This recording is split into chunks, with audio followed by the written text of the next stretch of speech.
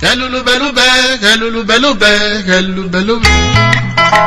helulu belube helulu belube helulu belube helulu belube helulu belube helulu belube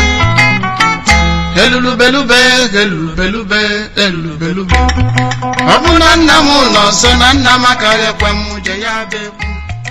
abuna wanemu no so wanne makare kwemu je ya beku ka bụ njem nlereanya nke ndị ụlọ ọrụ nnọkọ asụsụ Igbo na-asụ Igbo jelu na nke Ajie Akọnobi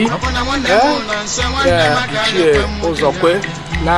ihe mbọsị ka anyị nọ ugbu a anyị nwụchara kpọmkwem wee kpọrọ anyị wee ji na-eje n'ọba ji ihe maka na ọ bụ di ka ọ bụ ka anyị na-enye dike n'anya ihe ndị anyị na-afụbu na mbụ ndị anyị na-anụbu mbụ ịna-egode anya efu ụzọ dị n'ọba ngosi na ọ bụ onye Igbo kpọmkwem na ọ bụ nwa afọ Igbo onye wuchikwara n'ebe a n'ụbọchị taata anyị bụ ịkọrọ anyị ka o si aga na ọba ji Ajie Akọnobi bụ onye nta akụkọ jee laiti ihe jiri ka ọ bụ mụ na ebe a n'ụbọchị taa wee na-afụ ka o si aga maka na ọ ihe o kwesịrị ịbụ Ajie Akọnobi ọ n'ọba ji ka anyị nọ n'ụbọchị taata wee na-egagharị anya onye ọ na-agụkwa metụrụ ya ọ ka o si adị daalụ Neponchi maga neponchi maga neponchi maga neponchi maga chimogedu muje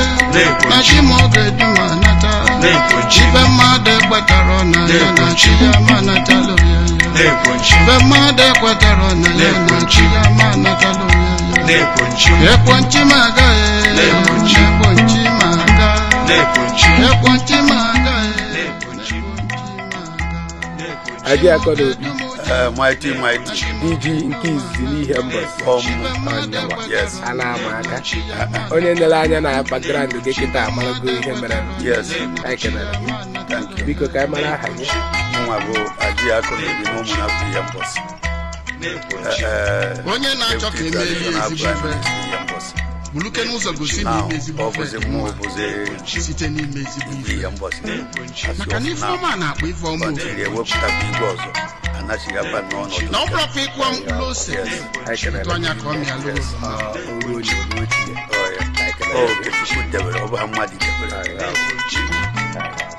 anyị lere anya wee fụ di karịrị akarị enwe na-ajụ onwe anyị ma aka na-alụrụ di ụdị ji ya n'ala Igbo kịta a na-arụkwa mmari arụ nke karịrị ya dịsi ya 2021 against 2022 ọ Chineke na-gbara m ume ana m eme ya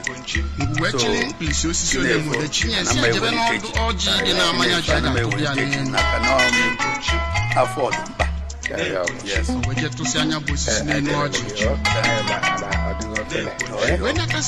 nke a ga-agarịrị n'ụlọ ọrụ ndị na-asụ Igbo ụwa niile fụ ya gbalụ na ihe ahụ ndị nna nna anyị ha na-eme na ọka nwere ndị ka na-eme daalụrị nne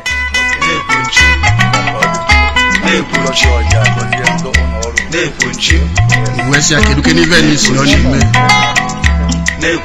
ọsịa na ọ dị-ekwu izu ka ọ na-eri ọnwa